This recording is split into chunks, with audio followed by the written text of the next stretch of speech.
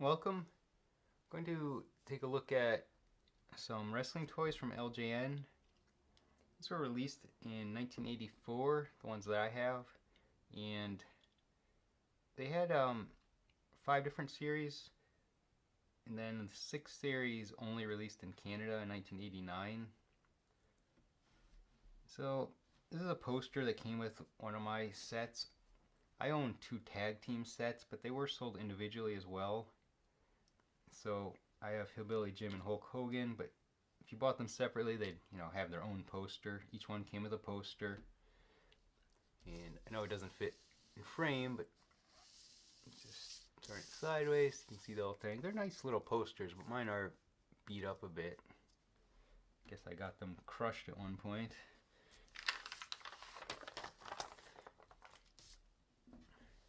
So here are the first 2. Now, these aren't posable really in any way. You could bend a little bit, but they're really just heavy, statuesque type toys. I guess you're meant to just ram them together. They did sell a wrestling ring accessory with kind of rubber band like ropes where you could, I guess you would, pull them back and then let go, and they'd fly forward and ram into somebody, whatever other character you had standing there. I'm gonna also put a 6-inch ruler in frame here, ET ruler, give you an idea of the height. They're about 7 inches each, and I did weigh them. 2 of them came in at 10 ounces exactly, one at 10.1 ounces, and Hillbilly Jim is the heaviest at 11.5 ounces. Now, Hillbilly Jim has a hat accessory. Most don't have any accessories beyond the belt, which Hogan's wearing, but they all do come with a belt if you want to wear it.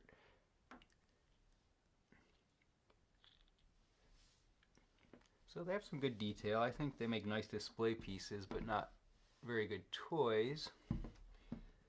Like, you can't do a whole lot with them other than just, bang them together. That's about it. Now like I said, they all came with these belts. Hillbilly Jim, though, he's too big to wear it.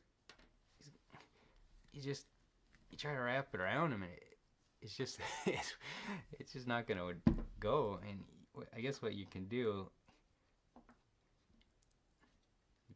have to pull this through quite a bit to snap into place. I guess you just like hang it on his arm. So they each came with a little bio too on the packaging that I cut off. I did not save my original packaging. And it just gives some background information on the characters. A little bit, some of them do say a little bit on their real life as well. Alright, so these guys would be considered the good guys of the WWF.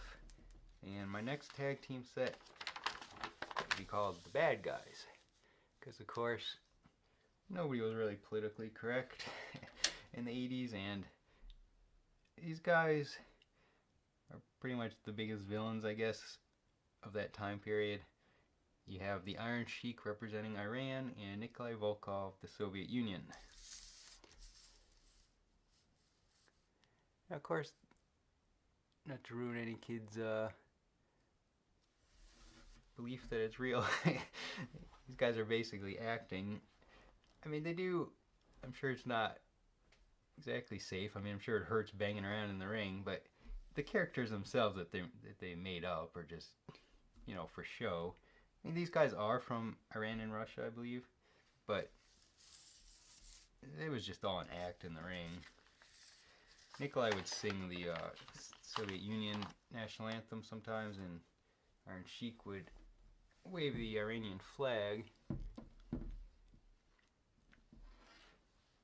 So, really well detailed figures. It does say Iran on his pants. Of course, you got USSR on Nikolai, and he has a Russian hat. And these guys were real wrestlers before, joining the WWF to basically put on a show.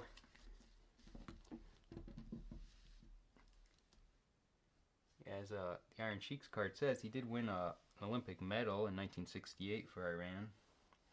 And he actually became, I read online, they became an assistant coach for some of the U.S. Olympic teams in the early 70s.